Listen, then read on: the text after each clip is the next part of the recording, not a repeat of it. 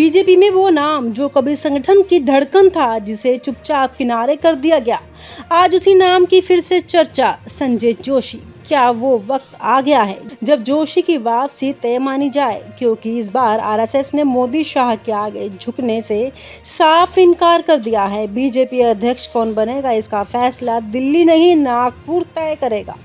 नमस्कार दोस्तों, आप देख रहे हैं राजनीति के उस मंच की परतें जो आम जनता से छुपाई जाती हैं, लेकिन आज हम उन परतों को आपके सामने खोलने जा रहे हैं। बीजेपी में इन दिनों बदलाव की सरगर्मियां चरम पर है। हर कोई जानता है कि बीजेपी का अध्यक्ष कौन बनेगा। यही सवाल पूरे देश के राजनीति में तैर रहा है, पर असली खेल पर्दे के पीछे चल रहा है और इस खेल का सबसे दिलचस्प हिस्सा है संजय जोशी का नाम। एक ऐसा नाम जिसे मोदी युग में लगभग मिटा ही दिया गया था, जिसने आज वो नाम फिर से चर्चा पे है।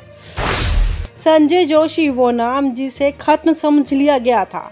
संजय जोशी एक ऐसा संघ प्रचारक जिसने अपने खून पसीने से बीजेपी को खड़ा किया। वो आदमी जिसने गुजरात में संगठन को मजबूत किया, बीजेपी को जमीनी स्तर तक फैलाया। पर यही संजय जोशी कभी नरेंद्र मोदी की आंख की किरकिरी बन गए।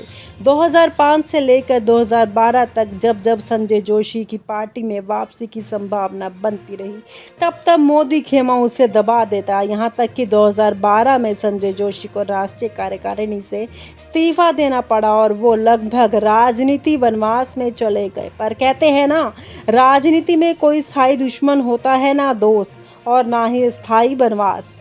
आज भारतीय जनता पार्टी जुलाई और अगस्त में अपने नए राष्ट्रीय अध्यक्ष की घोषणा करने की दहलीज पर खड़ी है। संजय जोशी का इंतजार भी निर्णायक मोड़ पर आ गया है। ये सिर्फ बीजेपी का आंतरिक मामला नहीं, बल्कि उस सत्ता संतुलन की लड़ाई का हिस्सा है जो पार्टी के भीतर सालों से खामोशी से सुलग रही है। ये तय होने जा रहा है कि संजय जोशी की वापसी का रास्ता खुलेगा या मोदी शाह लॉबी का एक बार फिर उसका सियासी दरवाजा हमेशा के लिए बंद कर देगी। संजय जोशी की कहानी कोई अचानक उभर कर आई घटना नहीं है। अगर कोई शख्स भारतीय जनता पार्टी और राष्ट्रीय स्वयंसेवक संघ की जमीनी राजनीति को थोड़ा भी समझता हो ना, तो उसे पता है कि संजय जोशी के बिना बीजेपी की संगठनात्मक संरचना की कल्पना भी अधूरी है। गुजरात से लेकर दिल्ली तक, बूथ से लेकर मंडल तक, जिला और प्रदेश स्तर तक संजय जोशी की वो कड़ी थी जिन्होंने पार्टी को उस वक्त खड़ा कर दिया था जब उनके पास ना सत्ता थी, ना संसाधन, सिर्फ मेहनतकश कार्यकर्ता थे। लेकिन राजनीति में मेहनत से बड़ी चीज होती है सत्ता की भूख और अहंकार। साल 2005 से यह भूख और अहंकार खुले तौर पर नजर आने लगा, जब गुजरात की सियासत में नरेंद्र मोदी और संजय जोशी के बीच टकराव की पटकथा लिखी गई। मोदी सत्ता के शिखर पर चढ़ रहे थे और संजय जोशी संगठन के भीतर अपनी जमीनी पकड़ मजबूत कर रहे थे। दोनों के रास्ते टकराए और अंततः मोदी शाह लॉबी ने जोशी को पार्टी से धीरे धीरे बाहर करने का सिलसिला शुरू कर दिया। 2005 से लेकर 2012 के बीच ये टकराव खुलेआम सामने आया। जब जोशी का नाम राष्ट्रीय कार्यकारिणी में आता, तब मोदी शाह लॉबी असहज हो जाती। 2012 में उन्हें सार्वजनिक रूप से बाहर का रास्ता दिखाया गया। हालांकि पार्टी के मंच से जोशी को हटाया गया, लेकिन उनके कार्यकर्ता, समर्थक और संघ के भीतर उनकी स्वीकार्यता कम नहीं हुई। संजय जोशी भले ही पर्दे से दूर चले गए, लेकिन वो पूरी तरह से गायब नहीं हुए। बीजेपी में मोदी शाह लॉबी अच्छी तरह जानती है कि अगर संजय जोशी वापस आते हैं तो संगठन की जड़ें उनके हाथ में जाएंगी। वो नेता नहीं हैं, वो सिर्फ भाषण देते हैं। जोशी संगठन चलाते हैं, कार्यकर्ता तैयार करते हैं और पार्टी की रीढ़ मजबूत करते हैं। यही वजह है कि पिछले एक दशक में मोदी शाह लॉबी ने हर बार उनकी वापसी की कोशिश को धकेल दिया, और यही वजह है कि आज जब बीजेपी में बदलाव की गूंज सुनाई दे रही है, तो मोदी शाह लॉबी फिर सक्रिय हो गई है। 2024 का लोकसभा चुनाव बीजेपी के लिए वैसा नहीं रहा जैसा मोदी शाह ने सोचा था। न मोदी लहर चली, न शाह की राजनीति ने कमाल दिखाया। जमीनी कार्यकर्ता नाखुश हैं, संघ अंदर ही अंदर नाराज है और पार्टी का संगठनात्मक ढांचा ढहता जा रहा है। ऐसे में संघ का दबाव बढ़ रहा है कि संगठन के असली जानकार, पुराने अनुभवी चेहरे वापस लाए जाएं। इसी कड़ी में संजय जोशी का नाम फिर से तेजी से चर्चा में आया है। संघ अच्छी तरह समझता है कि जोशी जैसे नेता न केवल पार्टी को जमीन पर मजबूत कर सकते हैं, बल्कि कार्यकर्ताओं का खोया हुआ भरोसा भी लौटा सकते हैं। यही कारण है कि जुलाई अगस्त में जब बीजेपी अध्यक्ष का नाम तय होना है, संजय जोशी की वापसी की संभावना भी उसी के साथ जुड़ गई है। लेकिन ये इतना आसान नहीं है, क्योंकि मोदी शाह लॉबी के लिए जोशी सिर्फ एक संगठनकर्ता नहीं बल्कि सत्ता में उनके एकाधिकार को चुनौती देने वाला चेहरा है। मोदी और शाह अच्छी तरह जानते हैं कि संजय जोशी की वापसी का मतलब है संघ का प्रभाव बढ़ना, कार्यकर्ताओं की आवाज़ मजबूत होना और संगठन पर उनका एक तरफा नियंत्रण कमजोर पड़ना।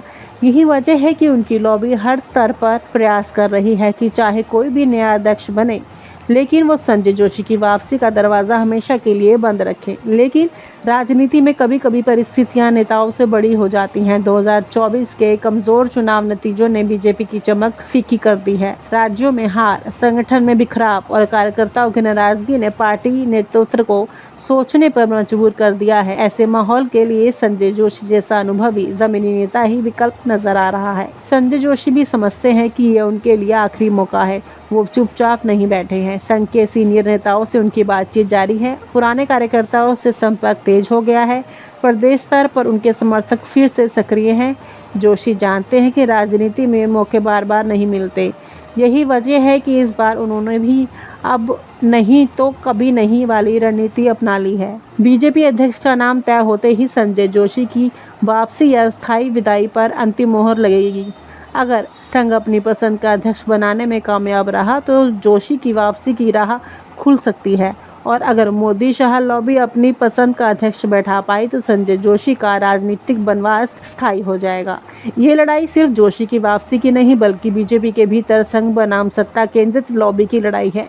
संघ चाहता है कि पार्टी संगठन से चले, जमीनी कार्यकर्ता की अहमियत बढ़े, जबकि मोदी शाह लॉबी चाहती है कि पार्टी सिर्फ उनके चेहरे और उनके फैसलों पर चले। इस सत्ता संघर्ष में संजय जोशी की वापसी एक निर्णायक मोड़ साबित हो सकती है। बीजेपी के भीतर यह भी साफ दिख रहा है कि दो खेमे खुलकर सक्रिय हैं। एक खेमा पूरी ताकत से संजय जोशी की वापसी का समर्थन कर रहा है। उनका मानना है कि अगर पार्टी को जमीनी स्तर पर मजबूत करना है, 2027 का यूपी चुनाव जीतना है, तो 2029 में केंद्र की सत्ता बरकरार रखनी है, तो संगठन का पुराना अनुभव वापस लाना ही होगा। वहीं दूसरा खेमा, जो मोदी शाह लॉबी का हिस्सा है, हर संभव कोशिश कर रहा है कि संजय जोशी पार्टी में ना लौटे। उनके लिए जोशी की वापसी सिर्फ संगठन की मजबूती नहीं बल्कि सत्ता के भीतर शक्ति संतुलन बदलने का खतरा है। यही वजह है कि पार्टी अध्यक्ष चयन की पूरी प्रक्रिया पर लॉबी की पैनी नज़र है। राजनीति में बहुत कुछ अनकहा होता है, बहुत कुछ पर्दे के पीछे चलता है, लेकिन जुलाई और अगस्त के महीने में पर्दे के पीछे का खेल खुले में आ जाएगा। बीजेपी अध्यक्ष का नाम तय होते ही साफ हो जाएगा कि संघ ने बाजी मारी या मोदी शाह लॉबी ने अपनी पकड़ कायम रखी, और इसी के साथ तय हो जाएगा कि संजय जोशी भारतीय राजनीति में फिर से लौटेंगे या हमेशा के लिए किनारे कर दिए जाएंगे। सवाल ये है कि क्या संजय जोशी की वापसी बीजेपी को वो पुराना संगठनात्मक दमखम लौटा सकती है जो कभी पार्टी की पहचान हुआ करता था, या फिर मोदी शाह की सत्ता केंद्रित राजनीति पार्टी को और ज़्यादा कार्यकर्ता विहीन बना देगी। क्या ये संघ इस बात अपनी बात मनवा पाएगा या पूरी तरह मोदी शाह के हाथ में ही रहेगी? जवाब बस कुछ ही हफ्तों में मिल जाएगा। संजय जोशी के लिए यह आखिरी इंतज़ार है। अगर इस बार मौका नहीं मिला तो उनकी वापसी की कहानी इतिहास बनकर रह जाएगी, और अगर मिले तो भारतीय राजनीति में एक बार फिर से सत्ता और संगठन की टकराहट देखने को मिलेगी। और आप हमसे जुड़े रहने के लिए सब्सक्राइब करें YouTube पर, फॉलो करें Twitter पर और लाइक करें Facebook पर। और ज्यादा जानकारी के लिए आपको टाइप करना होगा सिर्फ न्यूज़ नशा।